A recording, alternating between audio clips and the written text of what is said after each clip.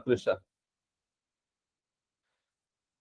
तो probability is the future, सबसे पहली चीज ये बता रहा हूं, या फ्यूचर प्रिडिक्शन का एक साइंटिफिक तरीका प्रोबेबिलिटी है।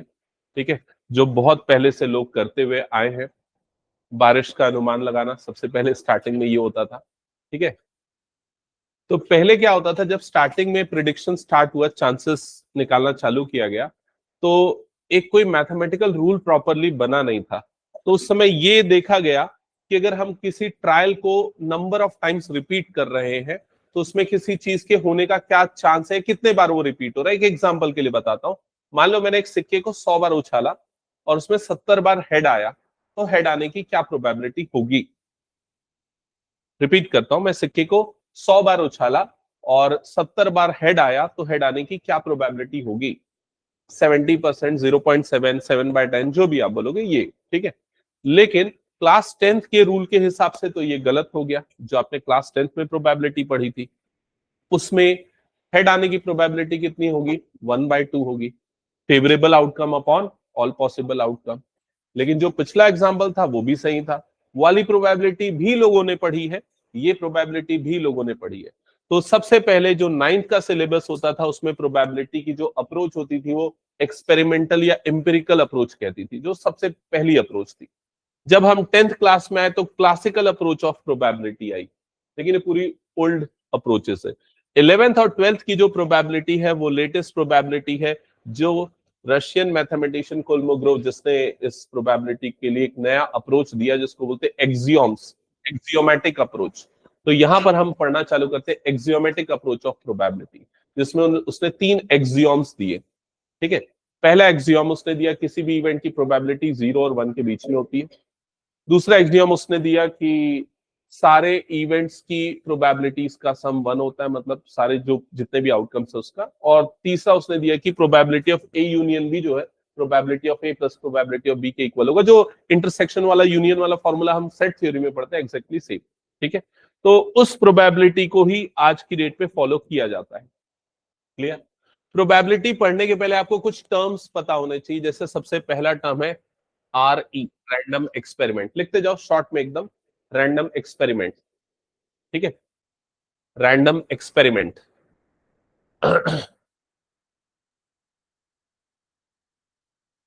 एक सेकेंड, कोई ऑटो ज्वाइन कर देता हूं। ओके, तो सबसे पहला लिख लिया सबने, रैंडम एक्सपेरिमेंट। रैंडम एक्सपेरिमेंट तो एक ऐसा एक्सपेरिमेंट या एक ऐसा काम जिसके आउटकम्स को एग्जैक्टली प्रिडिक्ट नहीं कर सकते, वो रैंडम एक्सपेरिमेंट है। Tossing a coin, rolling a dice, picking a card from a pack of 52 cards, ये सारे रैंडम एक्सपेरिमेंट है। क्लियर। उसके जितने भी आउटकम्स होंगे उन सारे आउटकम्स के सेट को सैंपल स्पेस बोलते हैं। तो अगला टर्म आपको पता होना चाहिए क्या है, सैंपल स्पेस। सैंपल स्पेस जिसको डिनोट करते हैं कैपिटल एस से। और ये क्या होता है, set of outcomes of random experiment. Clear हो गया ये चीज, जितने भी आउटकम है उनके सेट को सैंपल स्पेस बोलते हैं। ठीक है, नेक्स्ट आता है इवेंट्स। इवेंट्स इवेंट्स जनरली ई से डिनोट करते हैं, कई बार एक से ज्यादा होते हैं तो FABC ये सिंबल्स यूज करते हैं। They are basically subsets of sample space. जैसे अगर मान लो मैंने एक डाइस को रोल किया, तो ये क्या किया मैंने, ये क्या है, रैंडम एक्सपेरिमेंट। उसके जो आउटकम्स आने के जो आउटकम्स आ सकते हैं, क्या क्या आ सकते हैं, 1 2 3 4 5 6, ये क्या बन गया, सैंपल स्पेस। अगर मैंने बोला इवन नंबर आने की प्रोबेबिलिटी निकालनी है, तो इवन नंबर का आना मेरे लिए क्या हो गया, इवेंट हो गया। क्या यहां तक ये चीजें क्लियर हो गई सबको। ठीक है, अब आपके सिलेबस में स्टार्टिंग की जो फर्स्ट एक्सरसाइज है वो ये है, उसमें आपको रैंडम एक्सपेरिमेंट दिया रहेगा और आपको क्या करना पड़ेगा, सैंपल स्पेस बनाना पड़ेगा। ये है, समझ गए कि नहीं। मेरे ख्याल से अगली एक्सरसाइज में या उसी एक्सरसाइज में बाद में आपको इवेंट दिया रहेगा, आपको इवेंट निकालना होगा, बस दैट्स इट, इतना ही काम आपको करना है फर्स्ट सेकंड एक्सरसाइज में, आई थिंक। ठीक है, तो स्टार्ट करते हैं फर्स्ट एक्सरसाइज सॉल्व करना। चलो फर्स्ट एक्सरसाइज ओपन करो।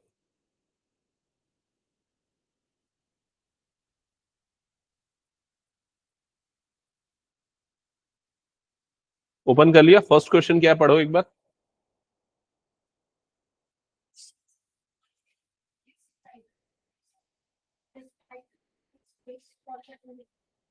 ओके, सो सैंपल स्पेस बस यहां पर आपको बताना है।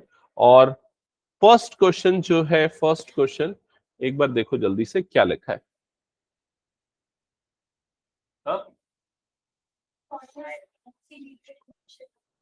डिलीटेड है।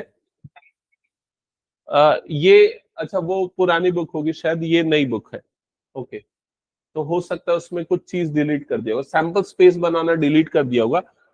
इवेंट निकालना, अच्छा वो वाले सारे हिस्से डिलीट हो गए जो पहले हम डिस्कस कर रहे थे, बट उसकी जरूरत पड़ेगी। जो अभी हमने डिस्कशन किया ना स्टार्टिंग में, क्या डिस्कशन किया हमने, रैंडम वेरिएबल और ये सारी चीजें जो हमने डिस्कस की, उसकी जरूरत पड़ेगी। और उसके बाद ना वो ये सारी चीजें, सैंपल स्पेस बनाने वाला डिलीट कर दिया, इवेंट बनाने वाला शायद डिलीट कर दिया। अब सीधे सीधे ना आ गया है इवेंट के टाइप से, मतलब इसके बाद से फिर आगे का सिलेबस चालू किया है। तो चलो इसके बाद की चीजें भी हम डिस्कस कर लेते हैं। लिखो, हेडिंग डालो, types of events. Types of events, types of events, देख लिया। जिसमें सबसे पहला टाइप होता है simple event. Simple event, simple event. Simple event क्या होता है? ऐसा इवेंट जिसमें सिर्फ एक ही एलिमेंट हो। जैसे मैंने डायस को रोल किया तो सैंपल स्पेस क्या बना, 1 2 3 4 5 6, 1 2 3 4 5 6, ये सैंपल स्पेस बना। क्लियर हो गया ये चीज? अगर मैं बोलता हूं गेटिंग 1, ये मेरा इवेंट है, तो उसमें सिर्फ एक ही एलिमेंट आ गया, तो इस तरह के इवेंट को क्या बोलते हैं? सिंपल इवेंट बोलते हैं। क्या ये क्लियर हो गया? An event which has only one element. Second लिखो, compound event. Compound event, compound event ऐसे इवेंट होते हैं जिसमें एक से ज्यादा एलिमेंट होते हैं। जैसे मैंने बोल दिया गेटिंग एन इवन नंबर, तो ये कंपाउंड इवेंट आ गया। क्या ये क्लियर हो गया? ठीक है। तीसरे देखते हैं, थर्ड टाइप देखते हैं, mutually exclusive events. Mutually exclusive events, ऐसे इवेंट्स जिनका इंटरसेक्शन की प्रोबेबिलिटी 0 होती है, ऐसे इवेंट्स को म्यूचुअली एक्सक्लूसिव इवेंट्स बोलते हैं। आप लोग सेट में पढ़े हो ये चीज, म्यूचुअली एक्सक्लूसिव सेट्स किनको बोलते थे? म्यूचुअली एक्सक्लूसिव सेट्स में इंटरसेक्शन में कोई एलिमेंट नहीं आता था, म्यूचुअली एक्सक्लूसिव सेट्स हो जाते थे। उसकी प्रोबेबिलिटी क्या हो जाएगी? 0। बस यही फर्क है इसमें। ठीक है। नहीं, एक ही डाइस में अगर मैं ये बोल दूं कि आउटकम का इवन नंबर आना, तो वो कंपाउंड इवेंट है। एक डाइस एक ही फेंक रहा हूं, उसमें जो इवेंट है ना, जो भी जिस चीज की आप तुम प्रोबेबिलिटी निकाल रहे हो, उस चीज में, उस इवेंट में एक से ज्यादा एलिमेंट हो जाए तो उसे कंपाउंड इवेंट बोल देंगे।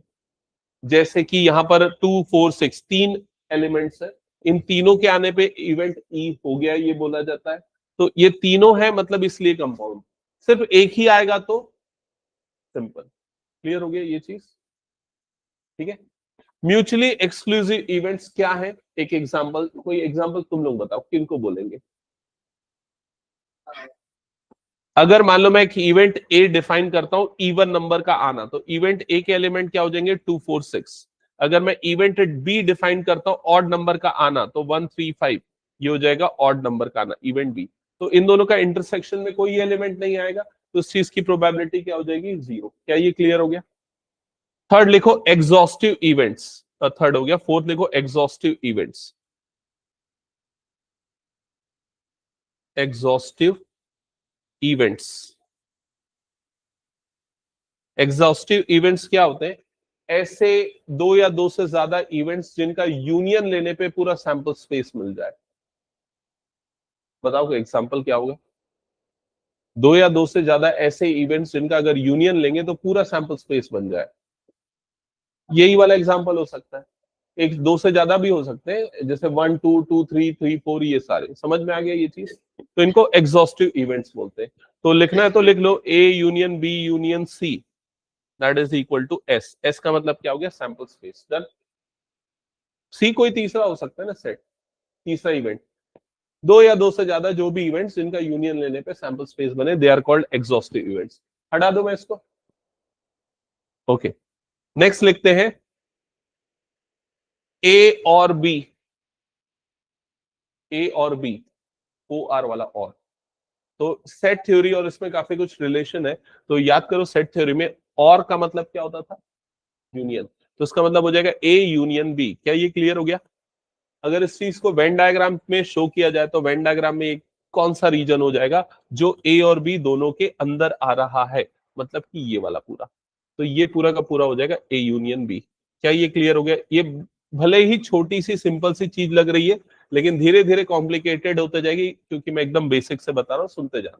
यहां तक क्लियर?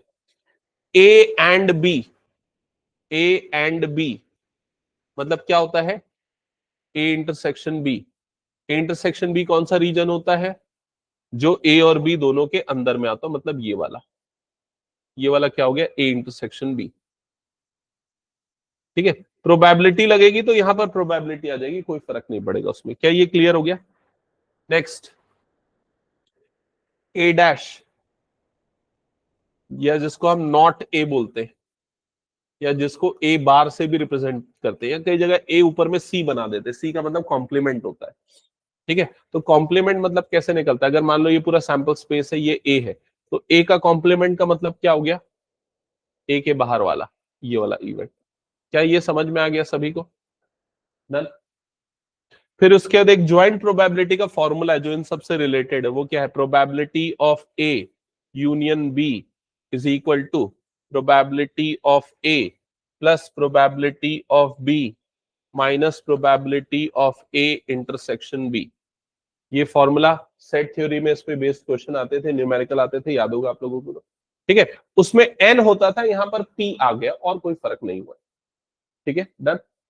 अच्छा, किसी भी इवेंट की प्रोबेबिलिटी निकालना है, जैसे पी ऑफ ए निकालना है, तो फॉर्मूला, इसका मेन फॉर्मूला क्या होता है? N of A divided by n of S, number of element in A divided by number of element in S.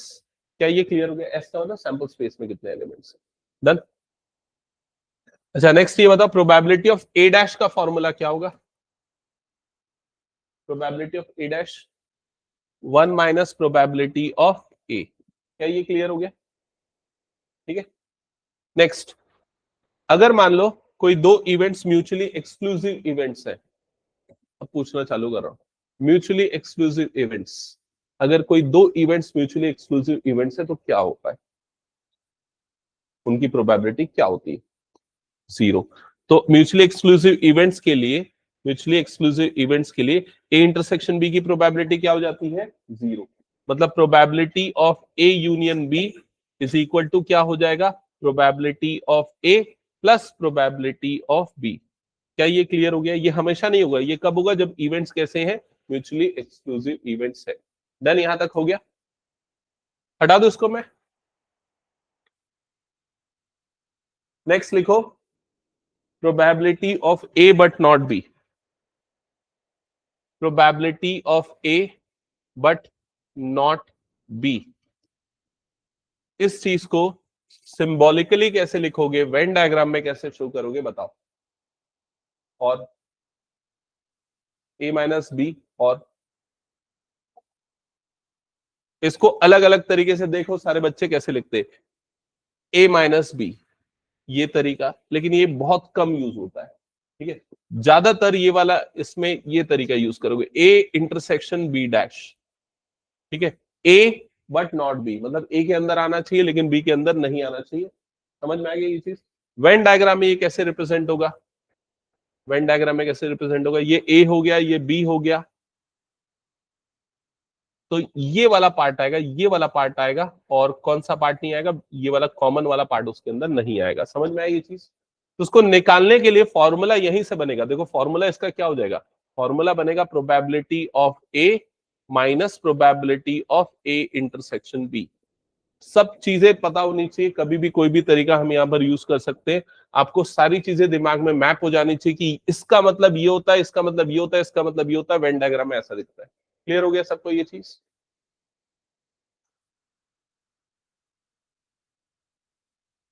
अब अगर ये क्लियर हुआ तो नेक्स्ट मुझे बताओ, probability of not A and not be, कैसे हम इसको लिखेंगे इस तरीके से ऑपरेशंस के पॉइंट ऑफ व्यू में, और वेन डायग्राम कैसा बनेगा? Probability of A dash intersection B dash, and का मतलब इंटरसेक्शन। समझ में आ गया? ये तो चल गया। अब ये बताओ इसका फॉर्मूला क्या बनाओगे और इसका वेन डायग्राम कैसा बनेगा, ये दोनों चीजें मुझे चाहिए।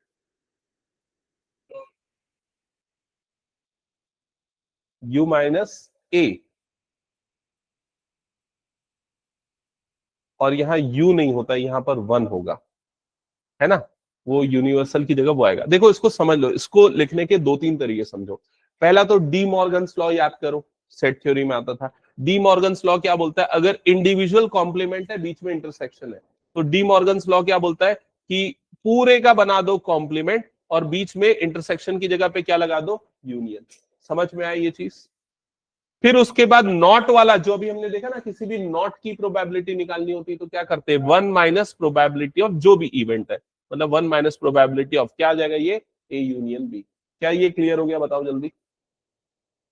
हाँ, ये वाला वो D Morgan's law set theory में पढ़ते थे ना, कि अगर इंडिविजुअल कॉम्प्लीमेंट और बीच में इंटरसेक्शन है तो क्या हो जाता था? होल कॉम्प्लीमेंट आ जाता था और इसका सिंबल बदल जाता था।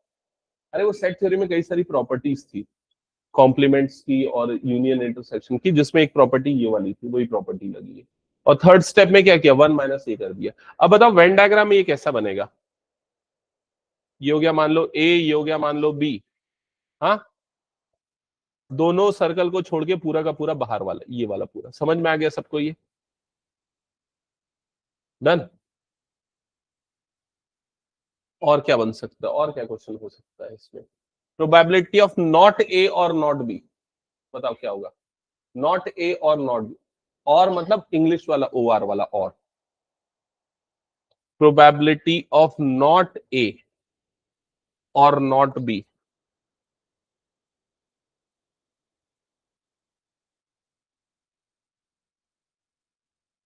Probability of A dash union B dash. तो ये क्या बन जाएगा? Probability of A intersection B का फुल डैश, या फिर क्या बन जाएगा? 1 minus probability of A intersection B.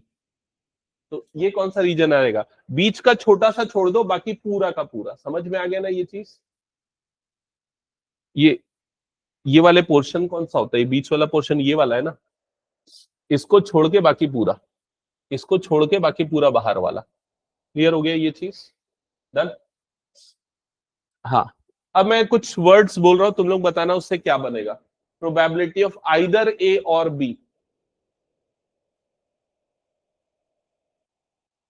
Probability of either ए और बी, तो क्या निकालोगे अगर ऐसा क्वेश्चन में स्टेटमेंट आ गया तो? ए और बी मतलब ए यूनियन बी, तो क्या निकालोगे? Probability of A union B.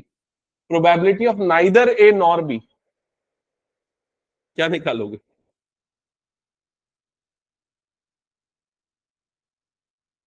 Correct. Neither A nor B मतलब ना ही ए और ना ही B, A dash and B dash, intersection B dash. तो ये वर्डिंग्स में कंफ्यूज मत होना, क्योंकि यही सबसे इंपॉर्टेंट है। जो भी मैंने बताया सारा कुछ यही है, ठीक है? अगर ये बोलता है प्रोबेबिलिटी ऑफ एग्जैक्टली, या ऐसा कुछ बोल रहा हो ना,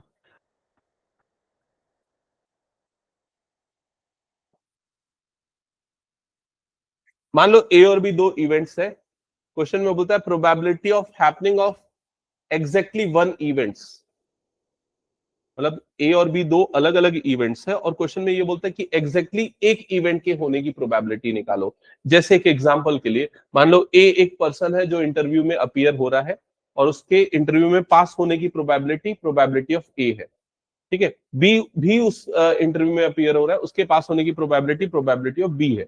exactly one of them pass the interview, इसकी प्रोबेबिलिटी क्या होगी, ये निकालना है। तो ये कैसे निकालोगे समझना।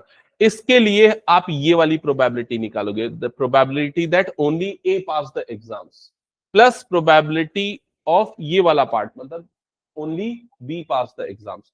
तो प्रोबेबिलिटी ऑफ एग्जैक्टली वन अगर निकालना होगा तो आपको सिर्फ ए का और सिर्फ बी का निकालना पड़ेगा। समझ में आ रहा है? अब बाकी और मैं डिटेल में नहीं जाता, क्वेश्चन जब आएगा तब हम उसी समय फॉर्मुलेट करेंगे फॉर्मूले। क्लियर हो गया ये चीज?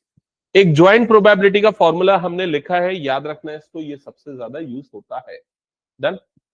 चलो स्टार्ट करते हैं क्वेश्चन सॉल्व करना। स्टार्टिंग में तो आपको प्रोबेबिलिटी निकालना ही नहीं है, आपको सिर्फ और सिर्फ इवेंट्स डिस्क्राइब करने हैं। ठीक है, कहां गया? हाँ, तो ये है first question.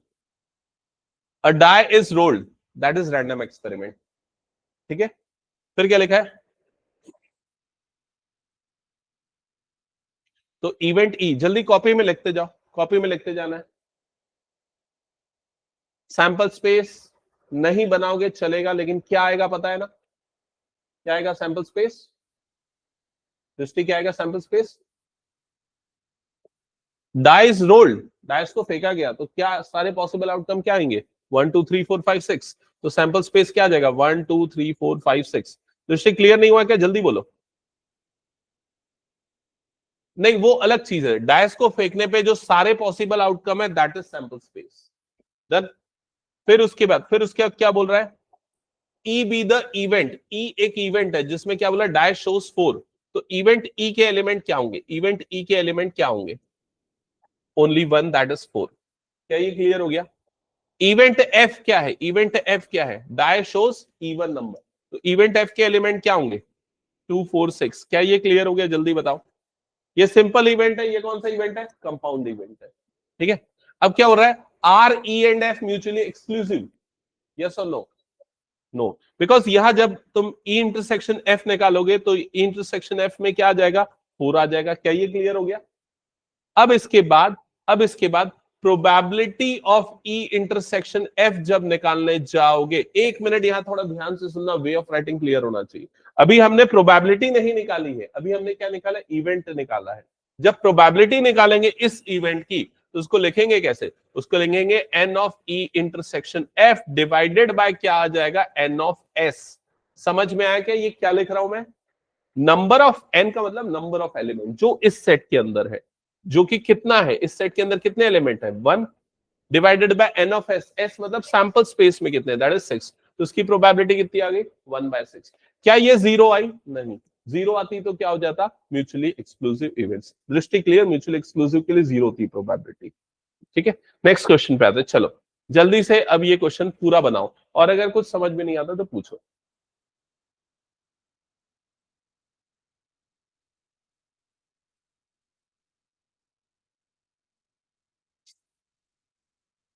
A die is thrown, describe the following events। Online में तुम लोग कर रहे हो ना सॉल्व? सार्थक, गौरीशा, कुछ डाउट है तो पूछ सकते हो। Yes sir. A die is thrown, describe the following events। Event A है, a number less than 7। तो बताओ इवेंट ए के एलिमेंट क्या होंगे? 1 2 3 4 5 6। Correct. So here A is equals to S. Done. Sample space के इक्वल। इवेंट बी के element क्या होंगे? a number greater than 7। बोलो जल्दी। कुछ नहीं, खाली 5, null set, empty set, void set। Next event C, multiple of 3 क्या आएंगे? 3 and 6, that's it.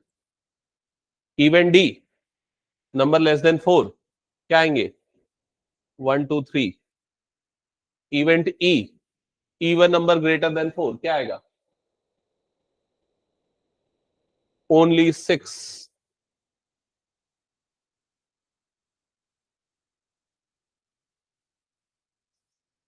a number not less than 3,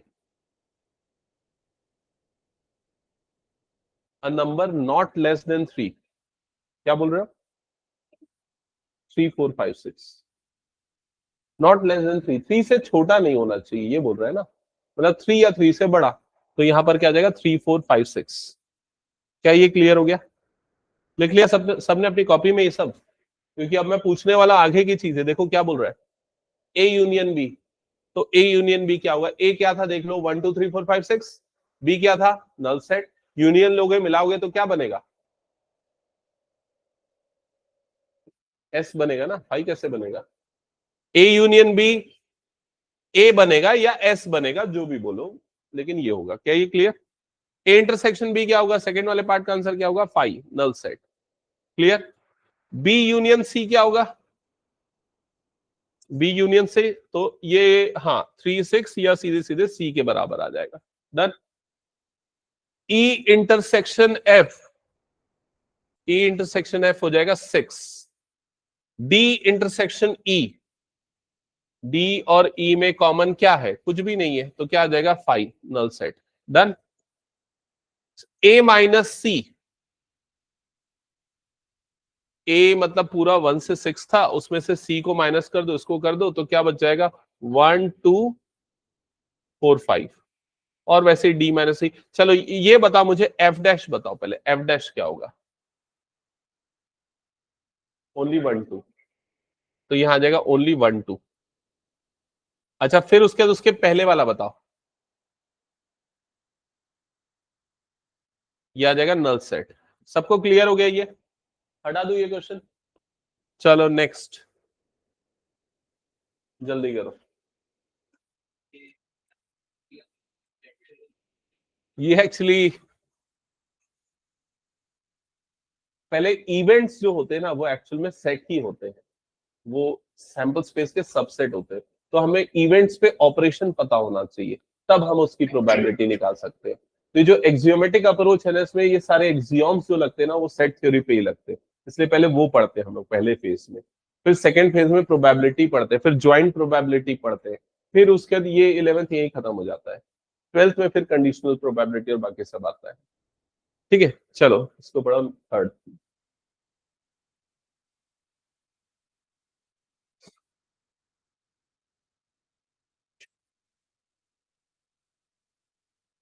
जितने भी बच्चे कंप्यूटर साइंस पढ़ते हैं, AI ML पढ़ते हैं, या इस तरह की जॉब पे जाना चाहते हैं, उन लोग यही पढ़ते हैं फ्यूचर में, probability.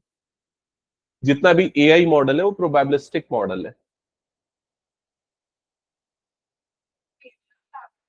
An experiment involves rolling a pair of dice, recording the number comes up. Describe the following events. Table बनाना चाहिए तुम लोगों को, पहली बार में बना लो टेबल, ठीक है, क्योंकि और मल्टीपल क्वेश्चंस में यूज होगा वो। तो पेयर ऑफ डाइस को रोल करेंगे, 10th में भी हमने पढ़ा था, कितने आउटकम्स होंगे, 36। कौन कौन से होंगे, 1 1 1 2 1 3, ये सारा 1 1 1 2 1 3 1 4 1 5 and 1 6, 2 1 2 2 2 3 2 4 2 5 and 2 6, 3 1 3 2 3 3 3 4 3 5 and 3 6, 4 1 4 2 4 3 4 4 4 5 and 4 6, 5 1 5 2 5 3 5 4 5 5 and 5 6. Last will be 6 1 6 2 6 3 6 4 6 5 and 6 6. Overall 36 outcomes. First part में क्या बोल रहा है, सम लेस देन 8, तो ये वाले इवेंट्स के ग्रेटर देन 8। तो 8 सम कहां पर आ रहा है, एक पर्टिकुलर लाइन पे आता है। देखो ये वाली बाउंड्री है, ये नहीं, गलत बना दिया, ये थोड़ा सा इधर ऐसा हो गया, ये वाली बाउंड्री है, समझ गए ना। इसके ऊपर सम जो है लेस देन 8 होता है, इसके नीचे सम जो है वो ग्रेटर देन 8 होता है, समझ गए ना। तो ये सारे आउटकम्स होंगे या इवेंट एलिमेंट्स होंगे, इसके लिए सम ग्रेटर देन 8 आएगा। क्या ये क्लियर हो गया, चेक कर लो। ये हो गया इवेंट ई, इवेंट ई नहीं, क्या नाम दिया उसको, ए। ये हो गया इवेंट ए। अब इवेंट बी क्या है, two occurs on either dice, तो किसी एक में 2 आना, तो मतलब ये वाला पूरा 2 आ रहा है और ये वाला पूरा 2 आ रहा है। समझ में आया क्या। एक बात बताओ, इसको देख के ए और बी म्यूचुअली एक्सक्लूसिव इवेंट्स है या नहीं।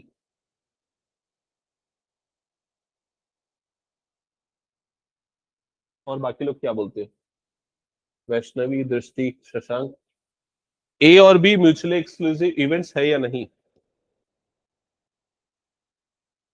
म्यूचुअली एक्सक्लूसिव मतलब जिसमें उनका इंटरसेक्शन नल सेट हो जाता है या उसकी प्रोबेबिलिटी 0 हो जाती है। तो यहाँ ए और बी में कोई कॉमन एलिमेंट नहीं आ रहा है, मतलब ये म्यूचुअली एक्सक्लूसिव इवेंट्स है। समझ में आ गया? थर्ड, इवेंट सी क्या है चेक करो और उसको। सम is at least 7 and multiple of 3। तो 3 के मल्टीपल तो क्या आ जाएगा, वो 3 आ जाएगा और क्या आएगा 6 आएगा। 9 और 12 को नहीं लेंगे बिकॉज एटलीस्ट 7 बोल, नहीं मैं गलत बोल रहा हूं क्या? 3 और 6 को नहीं लेंगे, कौन सा लेंगे? 9 और 12 लेंगे, क्योंकि एटलीस्ट 7 मतलब 7 से बड़ा होना चाहिए। 7 या 7 से बड़ा, तो 7 या 7 से बड़ा मतलब कि 12 वाले को लेंगे और 9 वाले को लेंगे। 9 मतलब कि ये वाले को लेंगे। क्या ये समझ में आ रहा है? एक बार चेक कर लेना। तो ये वाला हो जाएगा इवेंट सी, व्हाइट वाला।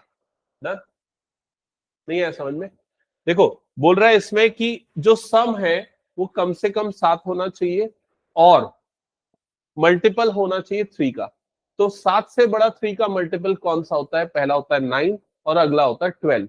तो हमने उन आउटकम्स को ले लिया जिसमें सम 9 आ रहा था और उन आउटकम्स को ले लिया जिसमें सम 12 आ रहा था। अभी क्लियर हो गया? अब क्या लिखा है? Which pair of these events are mutually exclusive. तो आपका आंसर क्या होगा? A and B. A and B है ना म्यूचुअली एक्सक्लूसिव। और कौन से? हाँ बोल। बी और सी भी क्या है? Mutually exclusive. ए और सी है क्या? नहीं। क्या ये क्लियर हो गया? यस, बिकॉज ए और सी में कई सारे कॉमन एलिमेंट्स है, इवेंट्स है। ठीक है, हटा दो इसको फिर मैं। चलो नेक्स्ट क्वेश्चन।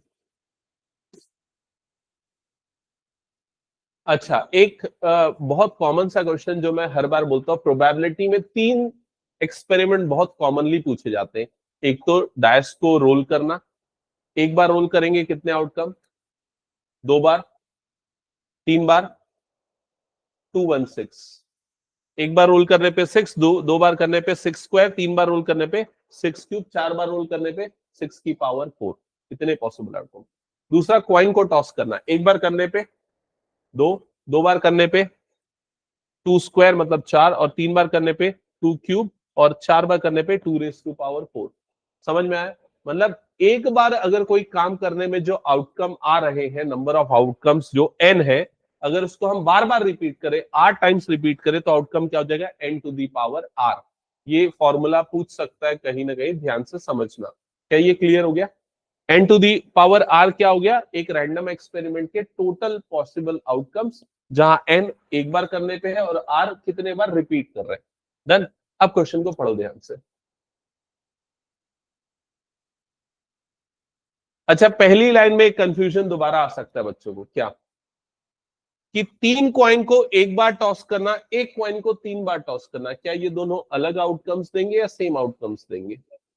दोनों सेम आउटकम्स देंगे। ठीक है, तो चलो पढ़ लिया सबने question. 3 coins are tossed once. A denotes the event 3 head shows. पहले पूरा सैंपल स्पेस बनाओ जल्दी से इसका। Sample space, that is all possible outcomes. Chaitanya जल्दी बना।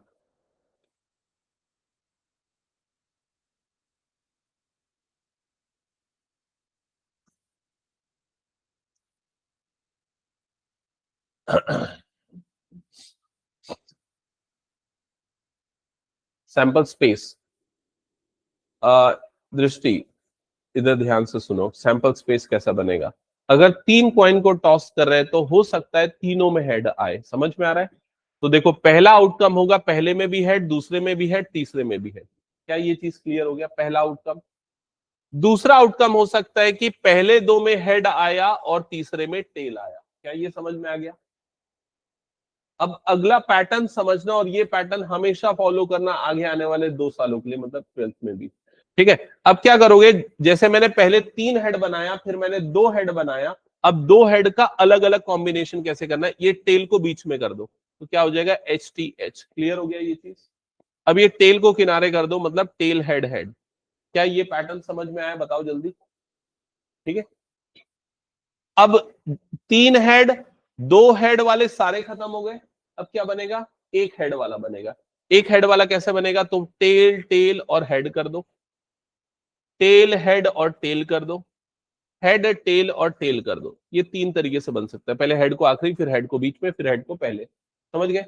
फिर आखिरी क्या करोगे? ट्रिपल टी, मतलब 0 हेड। तो अब इसको देखने का दूसरा नजरिया सुनो ध्यान से, इसमें कितने हेड? 3, इसमें कितने हेड? 2, इसमें कितने हेड? 1, इसमें कितने हेड? 0। क्या ये क्लियर हो गया सभी को? ठीक है, इस तरीके से अरेंज करोगे तो हमेशा गलती होने के चांस कम होंगे। हाँ, तो यहां तक की चीजें हो गई। अब क्वेश्चन पढ़ो कि क्या लिखा है क्वेश्चन में। इवेंट ए क्या है? 3 हेड शोज। तो बताओ इवेंट ए में कौन सा एलिमेंट आएगा? फर्स्ट वाला ट्रिपल एच। तो ये हो गया इवेंट ए। क्या ये क्लियर हो गया सबको? जल्दी कंफर्म करो। फिर इवेंट बी, इवेंट बी क्या है पढ़ो।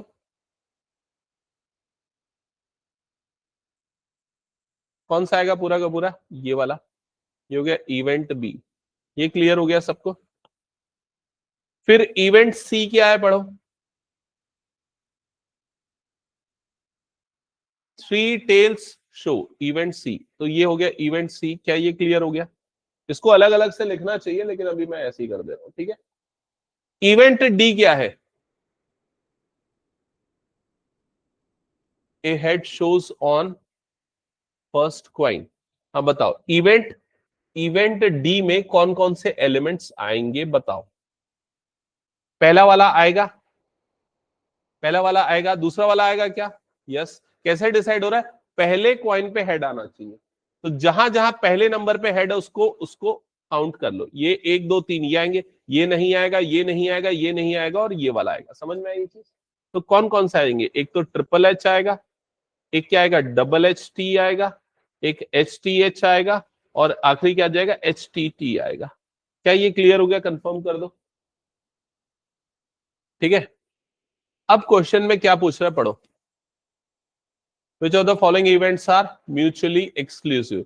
तो पहले बताओ, ए और बी म्यूचुअली एक्सक्लूसिव है क्या? हाँ। ए और सी है क्या? हाँ। ए और डी है क्या? नहीं। बी और सी है क्या? हाँ। तो ये पहचान गए, समझ गए ना, म्यूचुअली एक्सक्लूसिव। ए और बी में कुछ कॉमन नहीं है। नहीं, वैसा मत देखो। इवेंट ए एच नहीं, इवेंट ए क्या है? ट्रिपल एच इवेंट ए है। समझ में आ रहा है ये चीज? ये पूरा एक आउटकम है ना। तो ये एक आउटकम, ये 3 आउटकम, इसके क्या दोनों के कोई आउटकम कॉमन है? नहीं है। That's why they are mutually exclusive. अच्छा, इनमें से सिंपल सिंपल इवेंट किसको किसको बोलेंगे? ए और सी क्या हो जाएंगे? Simple events. बी और डी क्या हो जाएंगे? Compound events. दृष्टि क्लियर? क्यों सिंपल क्यों कंपाउंड? क्योंकि ए का एक ही एलिमेंट है, सी का एक ही एलिमेंट है, that's why they are simple. B और डी में मल्टीपल एलिमेंट्स है, that's why they are compound events. चलो नेक्स्ट क्वेश्चन।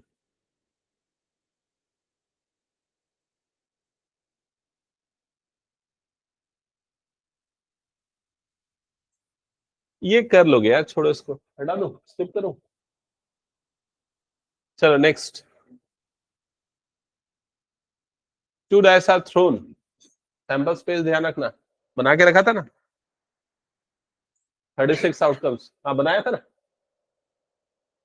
देखा। हाँ, तो फर्स्ट ए क्या है? इवेंट ए क्या है? Getting an even number on first dice. तो कौन सा आएगा? 2 1 2 2 2 3 2 4 ऐसा पूरा, 4 1 4 2 4 3 up to 4 6 6 1 6 2 6 3 up to 6 6। Map किया कि नहीं दिमाग में कौन कौन सा आ रहा है? ठीक है, तो ये ए है, लेकिन क्वेश्चन में ए नहीं, क्या पूछा है? ए डैश। तो बताओ क्या कहेंगे एलिमेंट इसके? 1 1 1 2 1 3 1 6, 3 1 3 2 3 3 अप टू 3 6 और 5 1 5 2 5 3 अप टू 5 6। क्लियर हो गया सबको? नॉट बी, तो उसके पहले बी समझो क्या है? बी क्या है? Getting an odd number on first dice. तो एक्चुअल में ये जो बी बोल रहा है वो ए डैश के इक्वल है। समझ पा रहे हो कि नहीं ये चीज? बी और ए डैश एक दूसरे के क्या कॉम्प्लीमेंट है। तो A dash is equal to क्या हो जाएगा? बी। तो B dash is equal to क्या हो जाएगा? ए। क्या ये क्लियर हो गया? फिर यहां पर क्या बोल रहा है? ए और बी। ये मेरे को इसका आंसर चाहिए, इसका आंसर चाहिए जल्दी सबसे।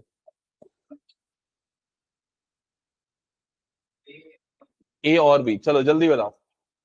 हाँ आगे।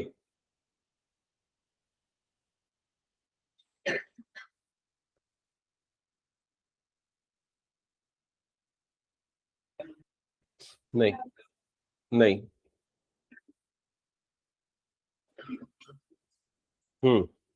Sample space. भाई ए में क्या है, इवन से स्टार्ट होने वाले 2 4 2 6, ये वाला पूरा समझ में आ रहा है कि नहीं? तो इसको इसको देख लो थोड़ा सा, अगर नहीं तो इसीलिए मैं ये सैंपल स्पेस बना देता हूँ। कहाँ गया वो सैंपल स्पेस, ये वाला। ए में क्या आएगा, ये वाला ए में आएगा, ये वाला ए में आएगा। नहीं इधर से देख रहे हैं, ये वाला ए में आएगा, ये वाला ए में आएगा, ये वाला ए में आएगा, समझ में आया? 2 4 6 वाला। बी में कौन सा आएगा, ऑड वाला, मतलब ये वाला बी में आएगा, ये वाला बी में आएगा, ये वाला बी में आएगा। ए और बी दोनों का यूनियन ले लोगे तो क्या मिल जाएगा, पूरा का पूरा सैंपल स्पेस। तो ए यूनियन बी क्या हो जाएगा, पूरा सैंपल स्पेस। Done, clear? ठीक है। Next, A intersection B.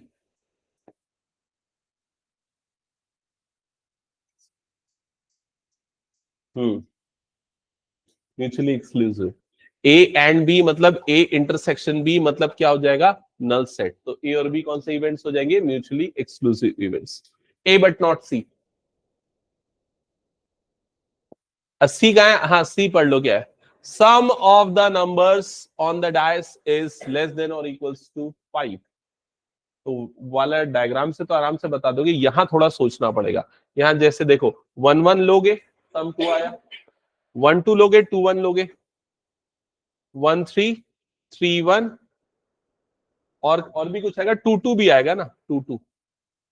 देखो सम 2 सम 3 सम 4, सम 5 भी ले सकते हैं, तो क्या लेंगे, 1 4 लेंगे, 2 3 लेंगे, 3 2 लेंगे और 4 1 लेंगे। समझ में आ गया ना? तो ये पूरा का पूरा सी है।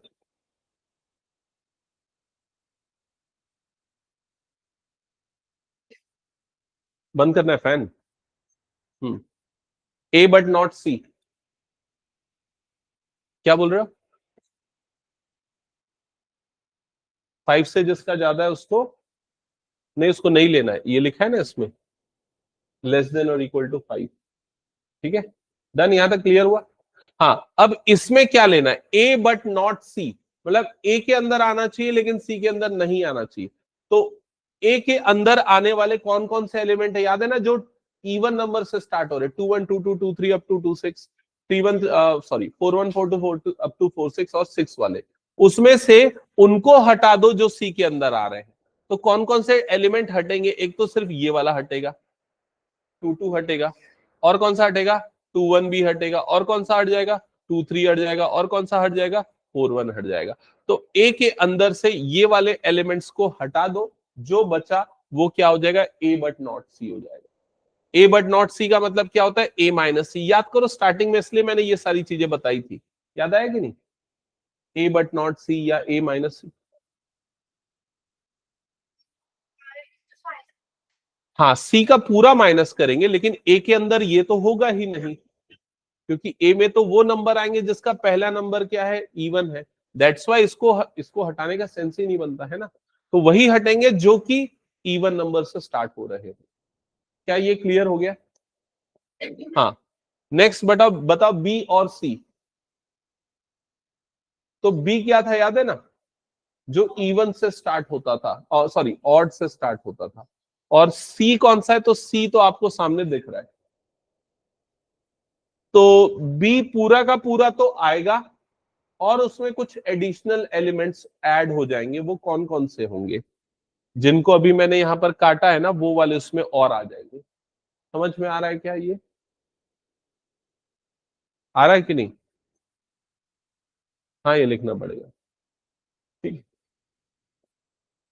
तुम लोग एक काम करना, बुक से ओरली अपना देख लेना और पीछे से आंसर मैच कर लेना, ठीक है? क्योंकि ये एग्जाम पॉइंट ऑफ व्यू से ये इंपॉर्टेंट नहीं है, ये अगले एक्सरसाइज को सॉल्व करने के लिए इंपॉर्टेंट है।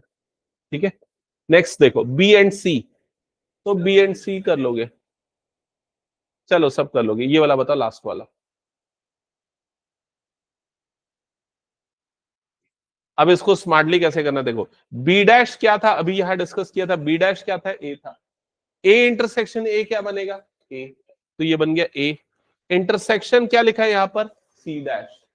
सी डैश मतलब समझ गए ना, सी डैश मतलब इसका कॉम्प्लीमेंट्री, इसका कॉम्प्लीमेंट्री मतलब जिसका सम 5 से 6 या 6 से ज्यादा आ रहा हो वाला पूरा, तो उसमें कॉमन ले लेना।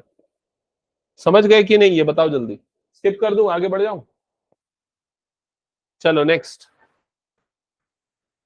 Refer to question 6। अच्छा पिछले वाले को अभी भी है, A and B are mutually exclusive, A and B are mutually exhaustive. A और बी म्यूचुअली एक्सक्लूसिव थे क्या? याद है क्या पुराना वाला? क्यों नहीं थे? तो म्यूचुअली एक्सक्लूसिव थे ना, दोनों में कुछ कॉमन आ रहा था क्या? दोनों म्यूचुअली एक्सक्लूसिव थे क्योंकि दोनों में कुछ कॉमन नहीं आ रहा था। क्या दोनों म्यूचुअली एग्जॉस्टिव भी हैं? क्यों है दृष्टि बताओ एग्जॉस्टिव?